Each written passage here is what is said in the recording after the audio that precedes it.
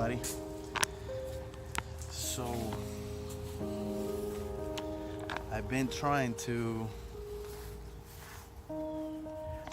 make this video for a couple of days now, but I can't seem to make the video without breaking down or making that really ugly face that you make when you cry. So today I feel better. Today I understand that a little more. So I just wanted to talk to you guys. Thank you for all your support you guys done. All the support you have given me, I should say, with what happened last weekend. Which last weekend on Friday was Waldo's birthday. And on Saturday, it was the day that he crossed over to a better place. See, Waldo had a prostate cancer. And it got really bad. It got bad, that so bad that his prostate enlarged the size of a grapefruit. And because of that, it clogged his bladder and dang his bladder, and in turn also enlarged and pushed his intestines up to his lungs, so he could barely breathe. He couldn't go to the bathroom, he couldn't eat. This all happened in a matter of a week and a half. Just declined very rapidly, very quickly, and I never saw it coming.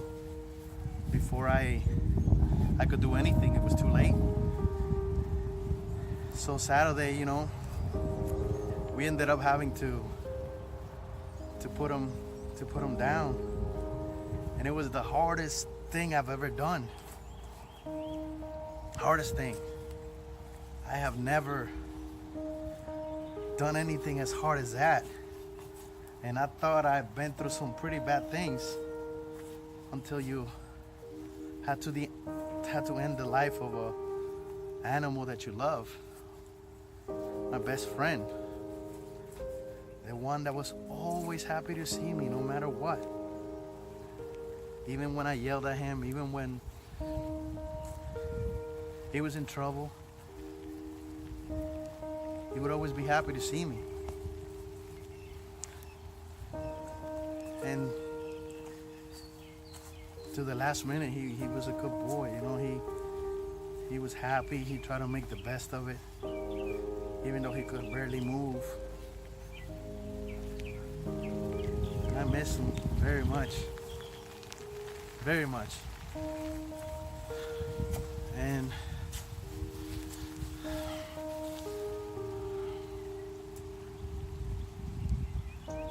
I just want to say thank you guys, you know, because it's funny how when I told people that it was gonna be time, if anybody wanted to come see him, you know, one last time, to come by and talk with him and pet him and play with him one last time, so many people showed up. I couldn't believe it. I mean, I had a motorcycle accident. I almost got killed and nobody came to see me. But Waldo, everybody loved Waldo. It was amazing. It was amazing.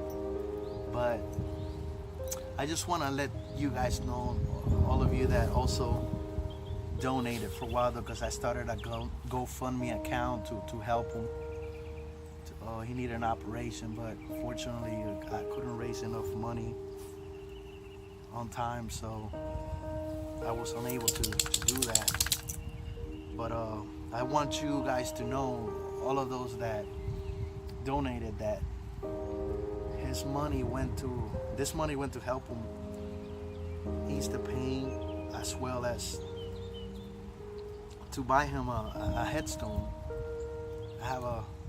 I got him really nice granite stone, and I'm just waiting to have a little bit of time so I could go get it engraved and maybe have his picture on it. And it's so tough. But you know, it's kind of crazy, because you may think, look at this grown-ass man, you know, talking about this dog all the time, but Waldo was with me for over 10 years. He was always there. I know Waldo longer than I know my wife. I know Waldo longer than I know a lot of you people. And he was always there. And Leisha, my wife, she's taking it pretty bad. He used to, when she would be sleeping in the morning and he would want to come out, he never barked. He never cried. He would take the front of his teeth and he would nibble on her back, like he would nibble on her until she wake up, and she would die laughing because it would tickle her, and that's the kind of thing he did. And I just miss him. I miss him a lot. I remember that Friday when it was his birthday. I got home.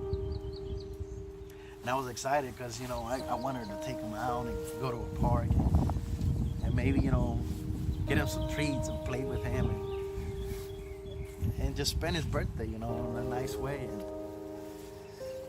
And then I got home and he had his chest covered in vomit. Basically, I guess he was vomiting all day. It was so sad to see him like that. And even at that, he would look at me and wag his tail, even though he was covered in vomit and there was vomit all over the floor. I guess he was vomiting all morning and nobody was there to help him.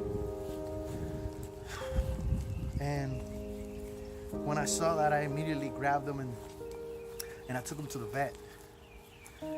And the vet looked at him and he analyzed him, and then he looked at me in my eyes and he said, well, it's time. And I said, okay, it's time for medication, it's time for operation, it's time for, let's do it, whatever. He said, no, it's time for euthanasia. And I said, well, what do you mean it's time? I mean, I don't understand. Today's his birthday. I can't do that on his birthday. And the doctor looked at me and he said, well, let's hope for the best, let's give him these meds and let's see how well he does. So I immediately took that option because I wasn't gonna kill my dog on his birthday. So I took him home and I gave him a bath, cleaned him up. So he had all that vomit on him, and all he did with that night was just, he stayed in our room in a corner. He didn't move, he didn't do anything. He was laying on his side. It almost looked like he was about to go then.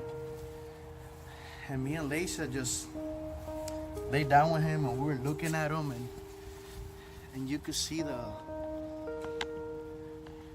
light from his eyes fading. And at one moment I thought he was gonna go because it was so dim. And I looked at him and I said, I love you, Waldo. You're a good boy. And the minute I said that, or the second I said that, his light came back. And he was like, and then after that, I felt so guilty because I felt like I was selfish, and I wanted him to stay, and I didn't want him to go, but I should have let him go so I didn't have to do what I did the next day. So the next day when we got to the vet, so I wanted to have him a second opinion, have him checked. They took x-rays of him and they showed me all the insides, and they showed me all his intestines all up here and how bad of what shape he was in, and that's when I realized that I had to let him go.